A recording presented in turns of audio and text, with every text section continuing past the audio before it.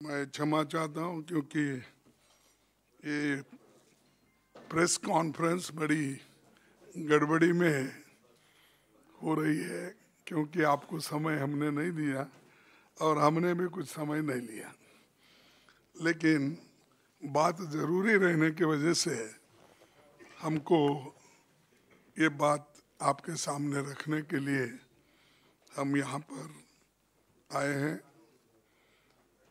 आप सभी को इसका आपको इत्तला है कि पार्लियामेंट के दोनों सदनों में क्या चल रहा है, और हम बहुत से मुद्दे पार्लियामेंट में उठाने की कोशिश किए, लेकिन हमको जिन मुद्दों पे हम उत्तर चाहते थे और उससे जनता भी संतुष्ट होती थी, लेकिन प्रधानमंत्री जी ने उन सभी प्रश्नों का उत्तर न देते हुए सिर्फ अपना चुनावी भाषण के जैसा छाती ठोक ठोक कर उन्होंने अपना भाषण दिया। ठीक है, हर एक को फ्रीडम ऑफ स्पीच है और अपने तहत बात करते हैं, लेकिन वैसी ये आज़ादी हमको पार्लियामेंट में कानून के तहत, संविधान के तहत और रूल्स ऑफ प्रोसीजर्स के तहत मिलना चाहिए। तो इसीलिए हम छोटे उद्योगपति की बात की और राजधर्म का बात किया और अडानी के कंपनियों का हमने बात किया, और जो शब्द अनपार्लियामेंट्री ने अब वॉशिंग मशीन की बात की, जो जिसमें ईडी सीबीआई जिसके ऊपर छापे पड़ते हैं, फौरन उन एमएलओ को, एमपी को, राज्यसभा मेंबर को अपनी तरफ लेके जाते हैं, तो उस वॉशिंग मशीन में डालते ही वो बहुत उज्जवल बनते हैं, क्लीन होते हैं और फिर वो साफ बनकर वहाँ पर उनके साथ जुड़ते हैं। तो ये जो 75 साल बाद मित्रकाल है, इस मित्रकाल की बात हम वहाँ पर किए, इन शब्दों को भी वहाँ पर हटाया गया। कोई अनपार्लियामेंट्री बात तो हम नहीं कही, और हमने ये बताने की कोशिश भी की कि पॉइंट ऑफ ऑर्डर के तहत रूल 238 और रूल 38A और उसी तरह जो एक्सपेंज करने के लिए 261 और 262 के तहत कुछ प्रोसीजर होते हैं, उसके तहत भी हम पूछने की कोशिश करें, लेकिन मुझे मौका नहीं मिला। और हम सिर्फ यही पूछना चाहते थे कि जो अडानी इतने बड़े घोटाले कर रहे हैं, उसकी कंपनी, उनके शेयर्स इतने गिर रहे हैं, सारी सिर्फ भारत ही नहीं परेशान, दुनिया के लोग भी परेशान हैं, खासकर भारत के गरीब लोग परेशान हैं। उसके लिए हम जॉइंट पार्लियामेंट्री कमेटी चाहते थे, और जॉइंट पार्लियामेंट्री कमेटी पूछना ये कोई गुनाह है? ऐसे शब्द भी उसमें से निकाले गए। और मेरे को और एक बड़ा क्या कहूँ, हंसना भी आता है। उन्होंने मेरे ऐसे ऐसे लफ्ज निकाल दिए। मैंने पेज नंबर 48 पे कहा था, आपकी चुप्पी साधने के वजह से और मौनी बाबा बनने की वजह से ये परिस्थिति आई है। ये मोदी साहब भी वहाँ थे, और ये मौनी बाबा का शब्द उन्होंने अनेक बार नरसिंह राव जी के खिलाफ और मनमोहन सिंह जी के खिलाफ बोले, वो अनपार्लियामेंट्री नहीं था, वो निकाले नहीं उस वक्त, ये इसको निकालने। आप कैसे, और एक दूसरी पन्ना 54 पे आप कैसे ऐसा बोल रहे हैं, मुझे बोलना भी आप सिखाएंगे। मैंने कहा, क्योंकि जब चेयरमैन साहब मुझे कहे कि भाई आप ठीक बोलिए, तब मैंने बोला साहब आप क्या मुझे बोलना भी सिखाएंगे? तो वो भी आपत्तिजनक हो गई, वो भी निकाल दिए। इसमें पार्लियामेंट्री अनपार्लियामेंट्री क्या है? और पन्ने 55 पे वे चंद उद्योगपतियों के क्यों खिला रहे हैं?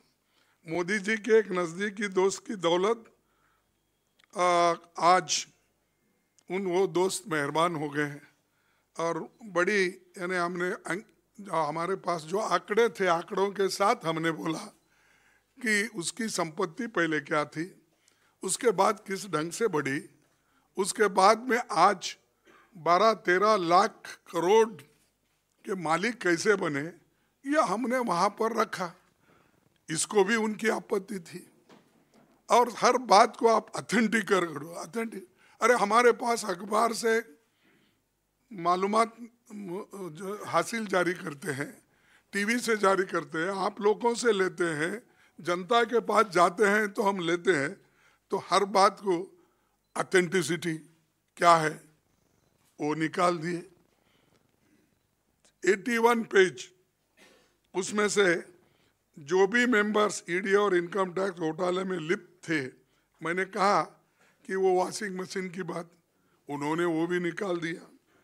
फिर 83 में वो जो कलंकित लोग होते थे उनके खिलाफ छापे अब बंद हो गए और उनको कंसेशन दिया जाता है।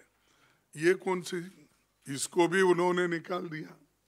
फिर आखिरी में शेर शायरी तो पार्लियामेंट में चलती है, और खास करके अटल बिहारी वाजपेयी जी जब थे तो कविताएं पढ़ के वो सुनाते थे, हम वो देखे हैं। आज भी शेर शायरी होती है, लेकिन पेज 92 पे मैंने जो शायरी कहा था उसके कम से कम 7 लाइन काट दिए। अरे वो शायरी था, 9 लाइन कहा। आपने नजर नहीं है, नजारों की बात करते हैं, जमी में चांद सितारों की बात करते हैं, वो हाथ जोड़कर बस्ती को लूटने वाले भरी सभा में सुधारों की बात करते हैं। बड़ा हसीन है उनकी जबान का जादू, लगा के आग बाहरों की बात करते हैं। ये निकाल दिया। ये कौन सा अनपार्लियामेंट्री है? ये तो किसी शायर का है, मेरा नहीं है। तो ये अगर ऐसी चीजें भी है, जो साहित्य है, जो लिटरेचर है, इसकी भी बात अगर हम पार्लियामेंट में नहीं करते, फ्रीडम ऑफ स्पीच कहाँ है? और संविधान हमको बोलता है कि पार्लियामेंट मेंबर अपनी बात रख सकते हैं, लेकिन उन्होंने इसको काट छाट के मेरा पूरा जितना भी कहना था उसको उन्होंने निकाल दिया। ठीक है, वो ज्ञानी है, समझदार है, हिंदी मुझसे भी अच्छी जानते हैं। मैं तो, मेरी हिंदी छोटी मोटी है, प्राइमरी स्कूल में जो भी पढ़े उतनी ही है, बाकी का। और मैं आम आदमी की हिंदी बोलता हूँ, हिंदुस्तानी बोलता हूँ, तो इसीलिए मेरे हिंदी में कुछ कमजोरी वो दिखे होंगे, और मेरे पढ़ने में कुछ उनको मुश्किल हो गया होगा ये शायद। तो ये भी मुझे निकाल दिए। अब बात ये बड़ा महत्वपूर्ण है, आगे मैं आपको थोड़ा पढ़ के इसलिए सुना रहा हूँ कि जो हमने तैयार किया है नोट, तो उसका एक, क्या अडानी घोटाले की जांच नहीं होनी चाहिए? मैं ये पूछना चाहता हूँ। क्या जॉइंट पार्लियामेंट्री कमेटी नहीं बिठाना चाहिए? और ये नई प्रथा नहीं है, 3, 4, 5 दफा पार्लियामेंट में ऐसी घटनाएं घटी हैं। फिर क्या LIC का पैसा जो अडानी की कंपनियों में लगा है उसकी गिरती कीमतों पर सवाल उठाना नहीं चाहिए? क्या एसबीआई और दूसरे बैंकों द्वारा अडानी को दिए गए 82,000 करोड़ लोन के बारे में सवाल नहीं पूछना चाहिए? क्या ये नहीं पूछना चाहिए कि अडानी के शेयरों में 32% से ज्यादा गिरावट के बावजूद एलआईसी और एसबीआई का 524 करोड़ अडानी या पीओ क्यों लगाया गया? ये तो पूछना चाहिए। जनता का पैसा इसमें लगा हुआ है, हर एक की जिंदगी उसमें है। फिर क्या ये नहीं पूछा जाना चाहिए कि एलआईसी और एसबीआई के शेयरों की कीमत शेयर बाजार में 1 लाख करोड़ से ज्यादा क्यों गिर गया? और दूसरा प्रश्न, क्या ये नहीं पूछना चाहिए कि टैक्स हेवन से अडानी की कंपनियों में आने वाला हजारों करोड़ रुपया किसका है? क्या यह पूछना गलत है कि मोदी जी ने अडानी के एजेंट के तौर पर श्रीलंका और बांग्लादेश में ठेके दिलवाए? ये तो पत्रिका में आया था और सबको मालूम है। जब हमने अंदर भी कहा, बाहर उस वक्त कोई पूछे नहीं, और ये सबको भी मालूम है। क्या यह सच है कि फ्रांस की टोटल गैस ने अडानी की कंपनी में होने वाले 50 बिलियन अमेरिकी डॉलर के निवेशन को जांच पूरी होने तक रोक दिया है? ये भी हम पूछना है। क्या दुनिया के सबसे बड़े share investor Norway sovereign fund ने 200 मिलियन अमेरिकी डॉलर के अडानी के सारे शेयर बेच दिए हैं? क्या ये पूछना भी गलत है? क्या एमएससीआई ने अडानी की कंपनियों की रैंकिंग गिरा दी है? ये क्यों? ये भी पूछना गलत है। क्या standard chartered, city group, Credit Suisse ने अडानी के डॉलर बॉन्ड्स पर लोन देना बंद कर दिया है? क्या ये पूछना भी गुनाह है? क्या डाउ जोन्स ने अडानी की कंपनी को सस्टेनेबिलिटी इंडिसेस से हटा दिया है? और तो फिर भी मोदी सरकार अडानी की जांच क्यों नहीं कर रही और इसको जॉइंट पार्लियामेंट्री कमेटी की इंक्वायरी क्यों नहीं होना चाहिए?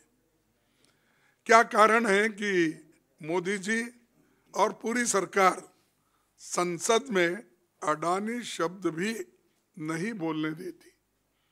और ये अडानी फर्म्स के नाम है ना, सिर्फ एंटरप्रेनर्स बोले तो मालूम नहीं होता किसका कोई एंटरप्रेनर्स है, सिर्फ कंपनी बोले तो भी मालूम नहीं होता। हमको ये बोलना ही पड़ेगा कि Adani company, Adani enterprise, Adani infrastructure. तो आप नाम ही वैसा रख लिए हैं और काम भी वैसा आपका है, तो मैं क्या बोलूं? तो इसलिए बोलना ही पड़ता है। क्या कारण है कि RBI, SEBI, ED, SFIO, corporate affairs ministry, income tax, CBI, सबको क्या लकवा मार दिया? क्या दिख रहा नहीं उनको? क्या सिर्फ दूसरे लोग ही दिखते हैं? इतने घोटाले होने के बावजूद ये संस्था है क्यों चुप बैठी?